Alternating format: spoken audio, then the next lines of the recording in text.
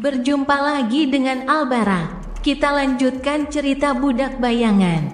Jangan lupa share, like, komen, dan subscribe. Budak Bayangan bab 2251 Bayangan Tertinggi. Tiba-tiba hawa dingin menyebar di medan perang, dan sesaat kemudian, kegelapan yang telah disingkirkan oleh lautan cahaya lembut tampak semakin dalam dan gelap, melahap cahaya putih murni. Jauh dari tempat Rain menggigil kedinginan, Raja Pedang berdiri di atas topeng hitam mengerikan yang tergeletak di tanah. Sinar matahari yang tak kenal ampun terpancar dari balik tabir awan yang terkoyak, namun ia tetap tak bergerak, pedangnya masih terhunus ke arah musuh yang telah berubah menjadi abu. Wajahnya tidak berekspresi, tetapi ada sedikit kegelisahan di mata abu-abu baja miliknya. Sang penguasa bayangan telah tiada, terbunuh bukan oleh pedang musuh, melainkan oleh pedangnya sendiri. Namun, bayangannya tetap ada. Bayangan tanpa tubuh merupakan pemandangan yang aneh untuk dilihat, tetapi topeng itulah yang membuat sang raja waspada. Berbaring di atas bayangan yang menyedihkan, para mak yang menakutkan itu balas menatapnya, kegelapan yang tak tertembus bersarang di matanya. Dan kemudian, ia bergetar. Hampir bersamaan, cahaya menyilaukan dari jurang putih pijar meredup. Tabir awan memperbaiki dirinya sendiri, dan ruang yang telah ia potong pun tertata kembali. Anvil tiba-tiba dikelilingi oleh kegelapan yang dingin. Topeng hitam yang menakutkan itu menjulang ke udara, bayangan musuhnya yang terbunuh ikut naik bersamanya, mengambil bentuk. Hingga berubah menjadi sosok yang dikenalnya. Sang penguasa bayangan menatap Raja Pedang dengan dingin, seperti baru. Anvil tampak terguncang untuk pertama kalinya setelah bertahun-tahun lamanya. Mustahil. Bukan karena musuhnya tampak hidup kembali setelah dibakar menjadi abu oleh langit Godgrave yang kejam. Tetapi karena kehadirannya yang halus namun dingin entah bagaimana tumbuh jauh lebih kuat, kini bahkan mengerdilkan kehadiran Anvil sendiri. Topeng itu lenyap di telan bayangan, menampakkan wajah pucat yang tampan. Senyum sinis tersungging di bibir pemuda itu, tetapi mata hitamnya tetap dingin dan menusuk. Sambil tersenyum gelap, Sunni menatap Anvil. "Oh, tapi itu mungkin Raja Pedang." Dia mengangkat tangannya, memerintahkan ular untuk mengambil wujud odachi hitam, dan menghirup udara segar dunia orang hidup dengan dada penuh. Dia merasa luar biasa. Tubuhnya dipenuhi kekuatan dahsyat, kekuatan yang lebih dahsyat daripada yang pernah ia rasakan sebelumnya. Perbedaan antara fisik supreme dan fisik transenden memang tidak sebesar perbedaan antara Saint dan Master, tetapi tetap substansial. Perubahan-perubahan lain yang telah ia alami cukup mendalam untuk mengimbangi evolusi fisiknya yang relatif sederhana.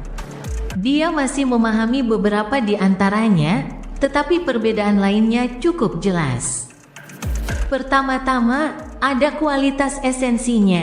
Esensinya telah menjadi jauh lebih kuat, dipenuhi dengan kekuatan dingin dan menakutkan yang tak terkira. Kedua, ada kuantitas esensinya. Singkatnya, rasanya tak terbatas. Sunni memiliki 7 inti dan Sol Wave, sehingga kecepatannya mengisi ulang esensi selalu luar biasa cepat. Kecepatan itu semakin meningkat sekarang setelah ia mencapai level supreme. Tetapi itu bukanlah alasan utama mengapa cadangan esensinya terasa tak habis-habisnya.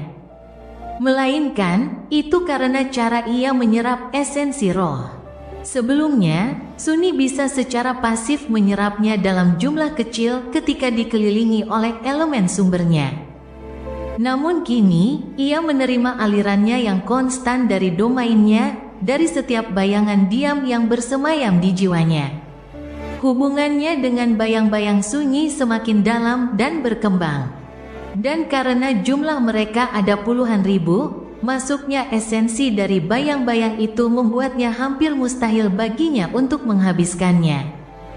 Dengan kata lain, seorang penguasa memiliki akses ke esensi jiwa yang hampir tak terbatas selama mereka berada di domain mereka. Hal itu menjelaskan banyak hal tentang bagaimana Anvil dan Kisong mampu menggunakan kekuatan luar biasa mereka, serta beberapa tindakan mereka selama perang. Tapi Sunni tidak seperti mereka. Dia sungguh istimewa, bahkan dia unik, karena tidak seperti Supremes lainnya, ia membawa domainnya di dalam jiwanya. Oleh karena itu, domainnya bersifat mandiri, dan akan bersamanya kemanapun ia pergi. Ia tidak membutuhkan citadel untuk memperkuatnya. Ia juga tidak membutuhkan pengikut setia dan kepercayaan rakyat. Yang ia butuhkan hanyalah mengumpulkan bayangan makhluk hidup dengan cara membunuh mereka. Sungguh usulan yang menakutkan. Sunni bahkan takut membayangkan kekuatan seperti itu di tangan seseorang yang tidak waras dan stabil secara mental seperti dirinya.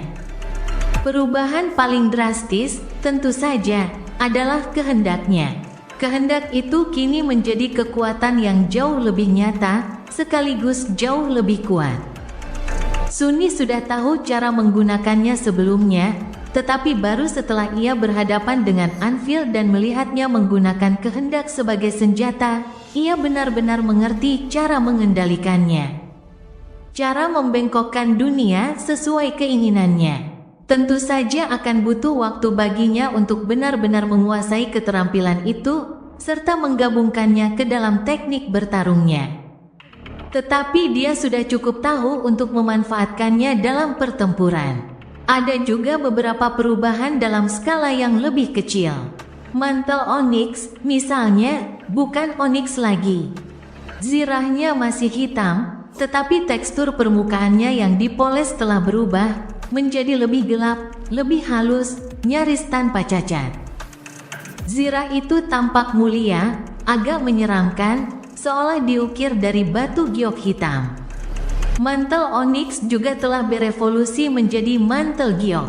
Oh, dan tentu saja, sifat jiwanya telah berubah. Jiwa seorang yang terangkat terkurung di dalam tubuh mereka. Jiwa seorang yang tertransendensi meluas melampaui tubuh, sebagian menyatu dengan dunia. Sementara itu, jiwa seorang maha tinggi yang luas dapat dilepaskan dengan bebas ke dunia melalui perantaraan sebuah domain, menaklukkannya. Itulah prinsip mendasar tentang apa itu domain pada awalnya. Dan begitulah, melihat Anvil, Sunni melepaskan jiwanya. Dia mewujudkan domainnya. Dan saat dia melakukannya, bayangan di medan perang yang retak itu bergerak. Budak Bayangan bab 2252 Penguasa Kematian. Jauh di sana, sebuah bintang pijar jatuh dari langit yang gelap, dan ledakan api putih yang dahsyat menyelimuti sosok ratu yang mengerikan. Kedua pasukan besar yang bersatu bersinar dengan cahaya yang indah, memukul mundur kawanan makhluk mimpi buruk untuk beberapa saat. Yang terluka disembuhkan, dan moral mereka yang hampir kehilangan harapan pun meningkat. Sunni tersenyum, Nevis pun berhasil. Rasa lega yang mendalam membanjiri hatinya. Sekuat Sunni telah menguatkan diri untuk menerima kemungkinan bahwa banyak orang akan mati akibat pemberontakan mereka yang dilahap oleh mantra mimpi buruk. Ia sangat lega mengetahui bahwa hal terburuk belum terjadi. Rencana mereka berhasil. Sunni dan Nevis telah menjadi supreme. Faktanya, keduanya tampaknya telah mencapai supremasi pada saat yang sama. Nevis sudah membantu kedua pasukan yang bersatu. Jadi, sudah sepantasnya dia ikut membantu juga. Sunni membiarkan salah satu bayangannya memisahkan diri dari tubuhnya dan melesat pergi. Kini setelah ia menjadi maha kuasa, setiap bayangannya begitu dalam dan luas bagai lautan. Beberapa detik kemudian, bayangan itu mencapai tujuannya. dan terbuka seperti gerbang yang mengarah ke kedalaman jiwa yang tenang dan tanpa cahaya. "Keluarlah, bayanganku," Sunyi tertawa. "Perhatikan baik-baik, Raja Pedang. Lihatlah dan pahamilah mengapa perang takkan pernah bisa mengalahkan kematian." Saat kata-katanya bergema dalam kegelapan, angin dingin berhembus melintasi medan perang. Seolah-olah kematian itu sendiri telah mengembuskan napas dingin. Bayangan-bayangan bergerak, dan sosok-sosok gelap perlahan muncul dari mereka bagai lautan hitam pekat. Ada banyak sekali jumlahnya, ada yang kecil, ada yang sangat besar. Ada yang lemah, ada yang luar biasa kuat, ada yang manusiawi, sementara kebanyakan monster. Pasukan bayangan telah meninggalkan ketenangan jiwanya dan memasuki dunia nyata, mengalir melintasi permukaan tulang kuno dalam keheningan yang menakutkan. Bayangan Raja Gunung ada di antara mereka. Ada legiun makhluk mimpi buruk dari pantai terlupakan, dipimpin oleh utusan puncak yang mengerikan dan ksatria terabaikan dari katedral yang hancur, dan beberapa penidur dari kastil cerah juga. Dipimpin oleh bayangan Harus, Caster, dan rekan-rekan yang hilang dari penguasa cerah pertama. Bayangan pohon pemakan jiwa menjulang tinggi di atas medan perang, cabang-cabangnya yang besar bergoyang tertiup angin.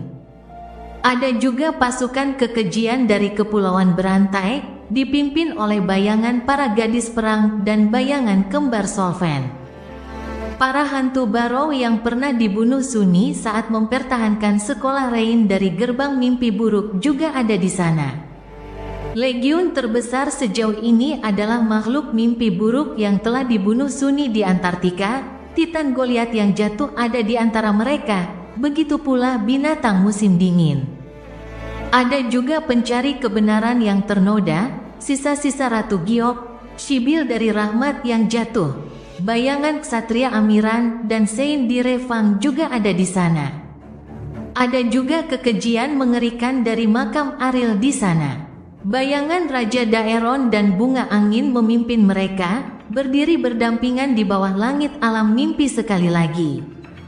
Ada bayangan berbagai makhluk mimpi buruk yang telah dibunuhnya saat mengembara di alam mimpi, dilupakan oleh semua orang. Terakhir, ada pasukan besar makhluk mimpi buruk yang kuat yang telah dibunuh Sunyi di sini, di Godgrave. 6 orang suci dari pasukan Song yang telah dibunuhnya juga ada di antara mereka, dipimpin oleh raksasa berkepala serigala. Dan sebagai pemimpin pasukan bayangan, menjabat sebagai jenderalnya. Seorang ksatria pendiam dengan baju besi batu onyx yang rumit duduk di atas kuda yang gelap, sosoknya yang anggun diselimuti oleh jubah ketakutan dan kegelapan. Satu-satunya bayangan yang menolak menjawab panggilan Sunyi adalah bayangan penghukuman yang diam-diam bersemayam di jiwanya. Namun, bayangan lainnya bergerak ketika Sein mengangkat pedang hitamnya. Sunyi tersenyum kejam dan menatap Anvil. "Bunuh mereka semua." Sein mengarahkan pedangnya ke depan, dan lautan bayangan Sunyi bergelora. Saat mengalir maju dalam keheningan yang mencekam, ia terbagi menjadi 3 kekuatan. Salah satu dari 3 kekuatan datang untuk menyelamatkan pasukan manusia.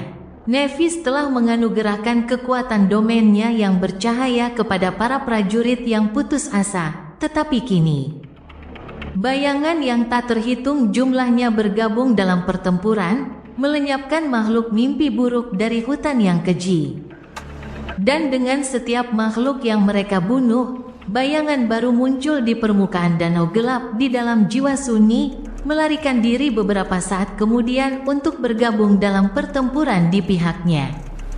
Kekuatan kedua menyerbu boneka-boneka ratu, dengan tujuan memusnahkan mereka semua.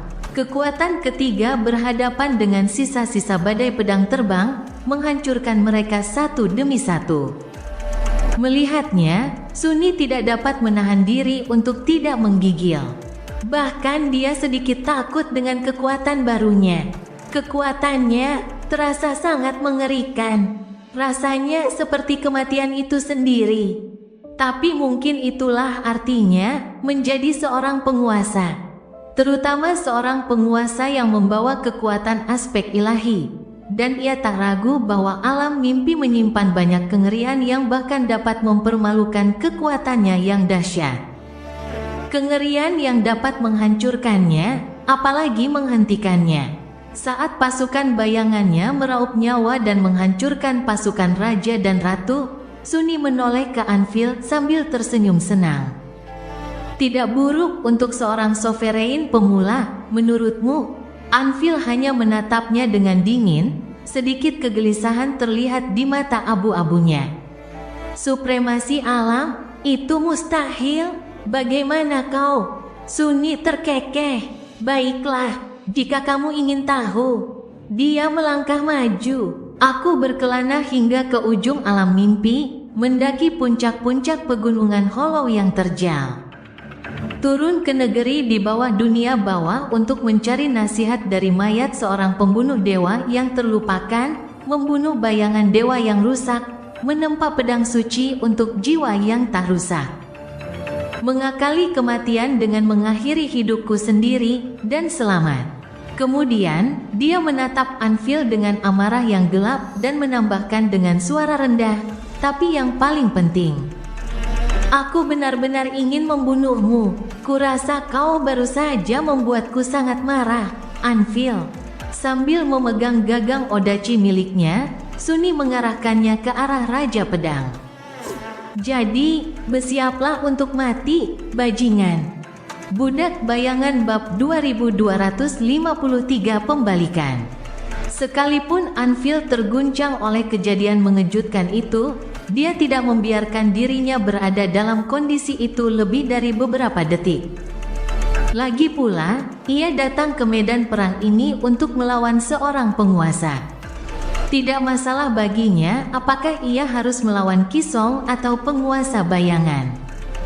Namun, Sunni harus menyesuaikan diri dengan banyak hal.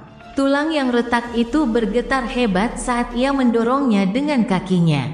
Kekuatan barunya terlalu dahsyat, terlalu tirani. Karena meremehkan kecepatannya sendiri, Sunni gagal menyelaraskan pedangnya dengan benar dan meleset sepenuhnya dari Anvil.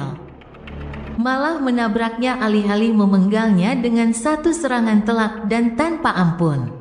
Bentrokan mereka menyebabkan gelombang kejut yang menghancurkan dunia, dan Anvil terlempar puluhan meter ke belakang. Dampaknya sungguh mengerikan. Sunni menatap baju zirahnya, menduga akan melihat retakan di permukaan halus batu giok hitam legam itu. Namun, yang mengejutkannya, mantel itu masih utuh.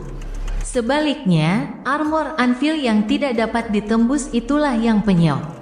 Senyum jahat tersungging di bibir Sunni. Kau pasti bekerja keras untuk menempa baju zirah agung ini. Sedetik kemudian, ia sudah berada di Anvil, menebas dengan odachi hitamnya. Kecepatannya begitu tinggi sehingga Sunni seolah-olah berkedip-kedip, lalu menghilang, alih-alih bergerak melintasi tulang yang lapuk itu. Meski begitu, Anvil masih berhasil menangkis pukulan itu, dan terhuyung mundur sebagai akibatnya. Sunni tersenyum, aku membeli armorku dari seorang sleeper dengan segenggam pecahan jiwa. Namun, di balik senyumnya, ia sedikit waspada.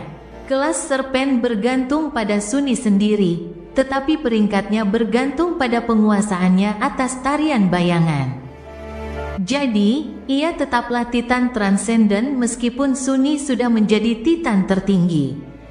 Namun, pedang kutukan Anvil adalah suci. Jika Sunni tidak berhati-hati, bayangannya bisa hancur. Jadi, dia membiarkan 3 bayangannya mengalir ke lengannya dan menyelimuti serpen, sebaliknya, meningkatkan kekuatan dan ketahanannya. Saat itulah baru Sunni memikirkan keadaannya saat ini. Tubuh aslinya telah hancur, sehingga hanya 7 inkarnasi yang tersisa. Ini adalah pembalikan yang aneh. Sebelumnya, ia adalah manusia yang perlu menghabiskan esensi untuk berubah menjadi bayangan, tetapi sekarang menjadi bayangan adalah wujud alaminya. Sebaliknya, ia perlu menghabiskan esensi untuk mengambil wujud manusia. Pengeluaran itu sangat kecil dibandingkan dengan tingkat tak terduga yang dengannya ia mengisi kembali esensinya, tetapi itu tetap saja merupakan fakta yang aneh. Bagaimanapun, satu bayangannya berfungsi sebagai gerbang bagi legiun diam, 3 lainnya memperkuat serpen, dan 3 lainnya berfungsi sebagai tubuhnya sekarang. Yang berarti dia masih 3 kali lebih kuat dari Anvil. Lebih dari itu, sebenarnya, karena fragmen alam bayangan memberdayakannya. Raja Pedang tidak punya peluang. Seolah-olah peran mereka telah terbalik. Merasakan adanya celah namun tetap acuh tak acuh terhadapnya, Anvil menggenggam gagang pedang sucinya dengan kedua tangan dan menatap Sunni dengan muram. "Kamu terlalu banyak bicara," Sunni menyeringai sambil mengangkat odachi hitamnya. "Itu karena aku punya banyak hal untuk dikatakan." Mereka kembali beradu, bergerak dengan kecepatan yang mencengangkan. Kali ini, Anvil yang menyerang dengan pedangnya. Memperkuat serangannya dengan tekad yang setajam silet, persis seperti yang pernah ia lakukan sebelumnya untuk menghabisi keberanian, tekad, dan harapan Sunni. Namun kali ini, kemauannya yang dingin berbenturan dengan kemauan Sunni sendiri. Dan meskipun Sunni masih baru dalam menggunakan kehendaknya dalam pertempuran, ia berhasil menahan serangan kejam Anvil tanpa cedera. Senyumnya makin lebar. "Baiklah, sekarang, biar aku ungkapkan beberapa hal."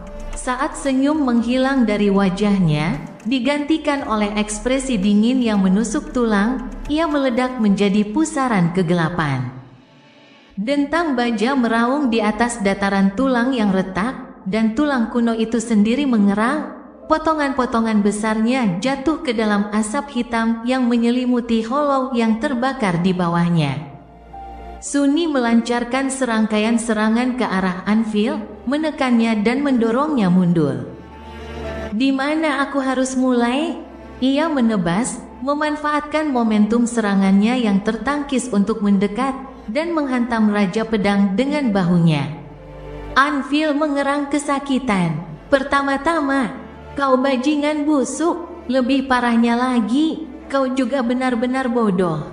Apa kau benar-benar berpikir bahwa mencekik hatimu dan mengubah dirimu menjadi tiran tanpa emosi akan menyelamatkanmu dari kutukan cacatmu? Bahwa kau tidak akan kehilangan apapun jika kau tidak peduli pada apapun?" Anvil menangkap bilah hitam odachi berbelit-belit itu, tetapi Sunni menurunkan tangannya dan dengan mudah mengalahkannya.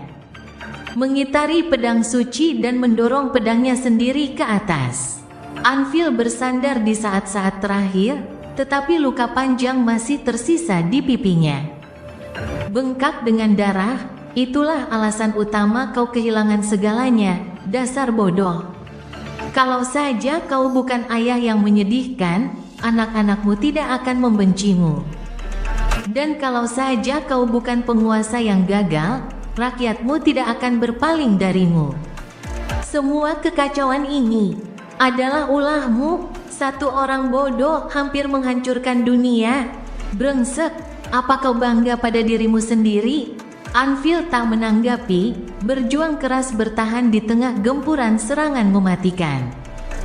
Mungkin mengobrol adalah kemewahan yang tak mampu ia miliki saat ini. Mungkin ia memang tak peduli. Matanya yang abu-abu dingin tampak tenang dan fokus. Sunni menggeram, mendorong odachinya ke depan untuk menghancurkan salah satu rune merah yang bersinar di permukaan baju zirah Anvil. "Kedua, sial, dari mana aku harus mulai?" Menghambat pertumbuhan umat manusia untuk mencegah lebih banyak gerbang terbuka, menekan dan melenyapkan prajurit-prajurit kita yang paling berbakat untuk mencegah mereka menjadi orang suci, meninggalkan miliaran orang untuk mati karena mencoba menyelamatkan semua orang sepertinya mustahil, memulai perang sialan melawan sesama manusia. Alih-alih mengarahkan pedang berhargamu pada makhluk mimpi buruk, dasar sampah. Itu strategi besarmu? Itu yang terbaik yang bisa kau lakukan? Ia menggeram dan melangkah maju, alih-alih mundur, untuk menghindari bilah pedang Anvil yang jatuh. Menangkapnya dengan odacinya, Sunny menarik kedua bilah pedang ke bawah dan menghantamkan sikunya ke wajah Anvil, merasakan sesuatu yang mengganjal di bawah hantaman dahsyatnya dengan sangat puas. Saat Anvil terhuyung mundur sekali lagi, darah mengalir dari hidungnya, Sunny menatapnya dengan kegilaan mematikan yang membakar di matanya yang hitam dan mengerikan.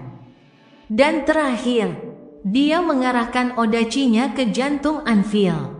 Bajingan, omong kosong, apa yang kau ucapkan tentang menempa Nevis menjadi pedang yang sempurna? Betapa tidak warasnya dirimu, dasar sampah. Ayo, katakan lagi. Aku tantang kau. Katakan sekali lagi sebelum aku menarik lidahmu keluar, memotongnya, lalu menyuapkannya kembali padamu. Aku mendengarkan. Odaci hitam itu menyerang sekali lagi dan menjatuhkan Anvil hingga bertekuk lutut. Berdarah dan terhuyung-huyung, Raja Pedang menatap Sunny dan tersenyum. Budak Bayangan bab 2254 Roh Api. Bentrokan mereka cepat, tetapi penuh kekerasan. Namun, itu juga agak berat sebelah, yang membuat Sunny menginginkan lebih. Yah, mau bagaimana lagi? Seandainya ia ingin menghancurkan Raja Pedang secara perlahan, karena sekarang ia adalah seorang Supreme, ketidakseimbangan kekuatan di antara mereka terlalu besar. Bukan hanya karena Sunny merupakan Titan tertinggi sementara Anvil merupakan binatang tertinggi, atau karena fakta bahwa Sunny memiliki aspek ilahi, tetapi juga karena fakta bahwa kekuatan Anvil dilemahkan dan ditekan secara parah. Aspeknya juga merupakan seorang pengrajin dan ahli sihir, hanya saja tidak terlalu terkait dengan pertempuran. Zirah dan pedang Anvil telah memancarkan berbagai sihir ampuh saat mereka bertarung, tetapi Sunny cukup kuat dan tangguh untuk mengabaikan efeknya. Itu hampir seperti strategi Anvil sendiri selama perang. Tidak ada yang berguna dalam menghadapi kekuatan yang luar biasa. Dan ada 6 penjelmaan Sunny, sementara Anvil sendirian. Jadi, Raja Pedang tampak cukup babak belur sekarang. Banyak rune yang bersinar di baju zirahnya telah hancur, dan baju zirah itu sendiri lambat pulih setelah menerima banyak pukulan. Wajahnya berlumuran darah, dan rambutnya basah oleh keringat meskipun udara dingin yang menusuk. Bahkan pedang sucinya pun tergores, bilahnya rusak di beberapa tempat. Meski begitu, Anvil tampaknya tidak terganggu. Sebaliknya, cukup menyeramkan, senyumnya tampak tulus saat dia menatap Sunny. Apa yang bajingan ini tersenyum? Anvil terdiam beberapa saat, lalu berbicara dengan suara serak, kau boleh mengejekku sesukamu, penguasa bayangan. Tapi, lihat, bukankah mahakaryaku indah? Dengan itu, dia menoleh dan menatap ke kejauhan, di mana sosok ratu yang menjulang tinggi sedang terhuyung-huyung setelah menahan gelombang kejut yang memusnahkan dari sebuah ledakan yang mengerikan. Saat wajah Sunny berubah menjadi seringai murka, dia menambahkan, dia mengejutkanku sekali lagi. Dia sempurna. Jauh di sana, Nevis turun dari langit yang tak bertuhan bagaikan bintang jatuh. Kegelapan menyambutnya dengan hawa dingin yang menenangkan, dan sepersekian detik kemudian, ia bertabrakan dengan kapal raksasa milik ratu, apinya berkobar menjadi ledakan dahsyat. Kali ini, makhluk raksasa itu benar-benar terhuyung. Lebih penting lagi, luka bakar di tubuhnya tidak langsung hilang. Dalam momen singkat ketika Kisong terhuyung-huyung, Nevis melihat ke arah tempat Sunny berlutut, diambang dibunuh oleh Anvil. Sosoknya yang bercahaya tiba-tiba bersinar lebih terang. Dia masih hidup, rasa lega yang amat dalam menyelimuti dirinya. Nevis takut ia akan terlambat, tetapi penguasa bayangan tidak membutuhkan bantuannya. Ia tidak hanya selamat, tetapi juga mencapai prestasi yang sama seperti Nevis. Ia telah menghancurkan penghalang yang menghalangi mereka mencapai supremasi dan menjadi seorang penguasa. Penguasa cahaya, penguasa bayangan. Dengan mereka berdua menjadi yang tertinggi melawan segala rintangan, kemenangan sudah hampir pasti. Kita menang. Dia membiarkan dirinya menikmati kenyataan yang mengejutkan itu sejenak, lalu mencekiknya dengan kejam. Kesombongan adalah racun yang mematikan. Memang, Anvil dan Kisong, yang telah dilemahkan oleh rencana jahat mereka dan karena saling bertarung, tampaknya berada dalam posisi yang sangat tidak menguntungkan melawan para perampas kekuasaan. Tetapi di saat-saat terakhir inilah, ketika kemenangan terasa begitu dekat, seseorang dapat menyentuhnya ketika banyak prajurit telah gugur, terbuai oleh rasa aman yang ilusif. Nevis tidak akan membuat kesalahan yang sama. Di kejauhan, kedua pasukan besar itu bersinar dengan cahaya domain yang baru didirikannya. Kegelapan bergejolak, dan bayangan yang tak terhitung jumlahnya muncul dari kedalamannya, menghujani musuh-musuh mereka. Nevis mengira ia melihat beberapa sosok yang familiar di antara pasukan gelap itu, tetapi pikirannya segera melayang kembali ke musuhnya. Sang ratu telah mendapatkan kembali keseimbangannya dalam beberapa saat dan membeku. Mengamatinya dengan kanvas kosong yang menakutkan dari wajah golem yang tak berwajah. Supremasi? Alih-alih menjawab, Nevis mengangkat berkat dan melancarkan serangan pemusnahan. Dia tidak punya apapun untuk dikatakan. Jiwanya telah dihancurkan dan kemudian dibangun kembali berkali-kali, dan inti yang telah dikorbankannya kini utuh kembali. Jadi, pada akhirnya, ia tidak perlu menggunakan sifat kehancuran dari berkah, setidaknya untuk saat ini. Ia belum terlalu putus asa, tapi masih ada masalah. Bahkan sekarang setelah berkah itu menjadi pedang tertinggi, menyalurkan api jiwa tertinggi, kerusakan yang ditimbulkannya tidak cukup signifikan untuk melukai golem raksasa itu secara serius. Terlebih lagi, sang ratu dapat mentransfer semua kerusakan kepada boneka-bonekanya yang tak terhitung jumlahnya, dan meskipun mereka dihancurkan oleh pasukan bayangan, mereka belum hancur. Nevis membutuhkan cara yang berbeda untuk menyerang ratu, serangan yang lebih dahsyat, dan serangan yang dapat bertahan lama, bukan hanya sesaat. Mendarat di tanah, Nevis menatap makhluk mengerikan yang harus dia hancurkan. Dia bahkan tidak bisa melihat semuanya dari sudut itu karena betapa tingginya golem daging raksasa itu. Dia seperti setitik debu di depan gunung, penuh tekad untuk meruntuhkan gunung itu. Sambil menundukkan kepalanya, Nevis menarik napas dalam-dalam, atau lebih tepatnya, melakukan gerakan itu, karena wujudnya saat ini tidak memiliki paru-paru maupun perlu bernapas. Ia masih berwujud roh cahaya. Sosoknya yang bercahaya bagaikan sebuah wadah yang berjuang menahan lautan api yang berkobar. Dan saat sang ratu membungkuk untuk menghancurkan bejana itu, Nevis mendongak dengan tatapan dingin dan jijik, lalu melepaskan api. Membiarkan penghalang tipis dari wujud seperti manusia itu larut menjadi cahaya murni, dan mengambil wujud transendennya yang sebenarnya. Gumpalan api putih yang tak terbayangkan dan menderu keluar dari sosoknya yang menghilang, bangkit menyambut sang ratu. Api itu bergerak dengan tujuan dan maksud tertentu, seperti makhluk hidup. Awannya yang mengepul terus bergeser dan menari-nari dalam kegelapan luas medan perang yang retak. Kegelapan kembali mencekam karena ketakutan. Kapal ratu tingginya lebih dari 1 kilometer, dan masa api putih itu pun menjulang hingga lebih dari 1 kilometer tingginya. Ia menimpa makhluk raksasa itu dan membakarnya, dan kemudian membungkusnya seluruhnya. Budak Bayangan bab 2255 Legiun Bayangan. Di medan perang, Sid berguling, menghindari rahang makhluk mimpi buruk mengerikan yang sedang ia dan Felice lawan. Makhluk keji itu bergerak di antara cahaya yang dipancarkan pasukan manusia dan kegelapan pekat yang mengelilinginya, bentuknya besar sekaligus menakutkan. Situasi telah jauh membaik setelah api ajaib menyelimuti para prajurit yang putus asa.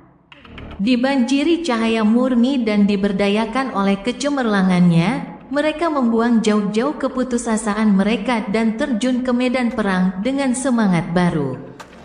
Tak hanya mereka menjadi lebih kuat, luka-luka mereka pun sembuh dan menghilang tanpa jejak. Seolah-olah mereka abadi.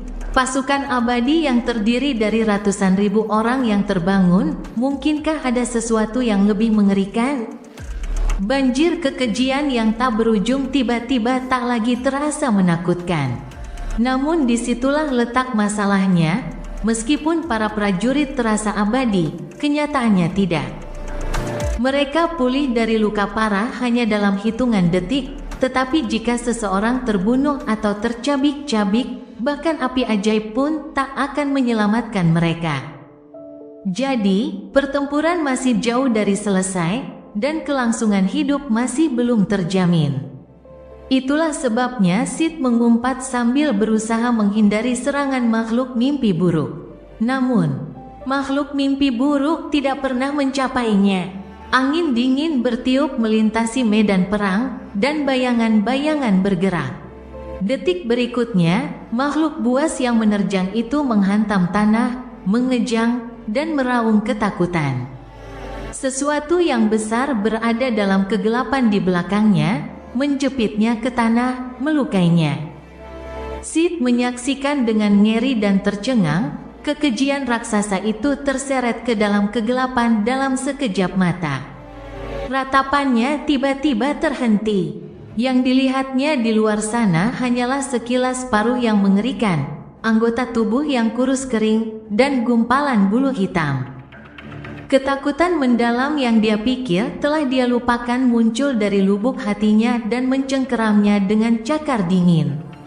Melihat Felice, Sid menggigil dan berkata, suaranya yang tertegun penuh dengan ketidakpercayaan, Spire Messenger. Itu adalah Spire Messenger. Apa yang dilakukan salah satu makhluk terkutuk itu di Godgrave pada saat yang sama? Di sekitar medan perang, pasukan bayangan yang diam menyerbu ke arah kemunculan hutan merah. Pembantaian mengerikan yang belum pernah terjadi sebelumnya oleh para prajurit berpengalaman dari pasukan besar dimulai, membasahi tulang putih dengan darah. Di salah satu sudut medan perang, Revel berlutut di tanah, pucat dan lemah karena harus membayar harga karena telah melawan cacatnya untuk bergabung dalam pertempuran di siang hari. Ia hampir tidak bisa bergerak. Namun, sebelum ia ditelan oleh kekejian besar yang menjulang tinggi, bayangan seorang raksasa dengan kepala serigala menghantamnya. Dan bayangan seorang prajurit serigala yang mengerikan menancapkan gerombolannya ke tenggorokan makhluk itu. Matanya terbelalak. Di tempat lain, Seisan, Cassie, dan Moonveil bertarung berdampingan. Cassie telah pulih dari luka-lukanya berkat api putih, tetapi masih sedikit linglung. Saat mereka dikepung oleh segerombolan monster mengerikan seperti laba-laba, bayangan kembar seorang wanita yang sangat cantik menerjang gerombolan itu, mencabik-cabik makhluk-makhluk keji itu. Di seluruh medan perang, para prajurit menyaksikan dengan takjub dan ngeri saat pasukan bayangan diam yang menakutkan mengalir keluar dari kegelapan bagaikan sungai, membantai musuh-musuh mereka. Sebagian besar bayangan itu sama mengerikannya dengan makhluk mimpi buruk yang mengepung pasukan yang bersinar. Namun tak diragukan lagi siapa yang memimpin mereka. Penguasa bayangan, sulit untuk tidak menyadari bahwa Sein si pendekar pedang jahat itulah yang telah memanggil pasukan gelap dari kedalaman neraka yang terlupakan. Mengingat ekornya yang terkenal memimpin serangan diam-diam, berlari kencang di atas kuda yang mengerikan itu saat pedang hitamnya naik dan turun, meraup nyawa makhluk-makhluk keji seperti sabit milik maut. Dua api merah menyala berkobar di balik pelindung helmnya, dan jejak tubuh yang terpenggal tertinggal di belakangnya. Namun, Ksatria kegelapan yang anggun bukanlah satu-satunya makhluk yang dikenali oleh para prajurit. Di seluruh medan perang, mereka yang berada di pusat Antartika selama rantai mimpi buruk terhenti sejenak, menatap sosok menjulang Titan jatuh, Goliath. Para penjaga api dan para pembantu melihat sekilas makhluk mimpi buruk dari pantai yang terlupakan. Yang lainnya ketakutan melihat sosok besar kekejian yang mengerikan yang telah dibunuh di depan mata mereka selama penaklukan Godgrave. Rasanya seperti gerbang negeri orang mati telah terbuka. Ada banyak kejadian seperti itu yang membuat para prajurit merasa lega, bersyukur, dan takut secara berimbang. Meski tahu bahwa legiun diam itu milik sang penguasa bayangan, sulit untuk tidak takut padanya, dan takut padanya juga. Di suatu titik di medan perang, Rain mendesah panjang dan menurunkan tachinya sejenak. Tamar melihat sekeliling dengan wajah pucat di sampingnya. Sementara Ksatria bulu menatap sosok aneh yang bergerak melintasi langit di kejauhan, setengah tertutup oleh pusaran pedang terbang yang dahsyat. Ini binatang musim dingin. Suaranya penuh dengan kewaspadaan dan kebencian. Ray menatapnya lama, lalu memaksakan senyum. Jangan khawatir, aku yakin benda-benda ini tidak akan menyakiti kita. Kurasa, benda-benda ini milik saudaraku. Tel dan Tamar menoleh padanya dengan ekspresi bingung yang sama. Kakakmu, kamu punya saudara laki-laki? Rain terbatuk dan menggaruk punggungnya karena malu. Ya, sebenarnya, kamu sudah bertemu dengannya. Tamar mengangkat sebelah alisnya. Ya, menyadari makhluk mimpi buruk lain melaju ke arah mereka, Rain mengangkat tachinya. Ya, kakakku, dia adalah... Sisa kalimatnya tenggelam dalam lolongan binatang buas dari kekejian yang menerjang. Jauh di sana, bejana raksasa milik ratu dilahap oleh kobaran api putih yang menari-nari. Ia mencakar dagingnya sendiri, mencoba memadamkan api yang melahapnya, tetapi sia-sia. Golem daging itu dimusnahkan oleh api lebih cepat daripada Kisong bisa memperbaiki dagingnya. Di saat yang sama, Nephis menyembuhkan jiwanya lebih cepat daripada Kisong bisa menghancurkannya. Sampai sang ratu mengubah strategi, memindahkan kerusakan yang terjadi pada kapalnya. Hampir seketika, boneka yang tak terhitung jumlahnya di medan perang terbakar seperti obor dan berubah menjadi abu. Sesaat kemudian, bahkan lebih banyak lagi yang terbakar, dan sesaat setelah itu, bahkan lebih banyak lagi. Hal itu memberi Kisong waktu yang memungkinkannya melepaskan kekuatan penuh dari aspeknya yang berbahaya kepada Nephis dan untuk sementara waktu mengejarnya dalam pertempuran sengit yang melelahkan.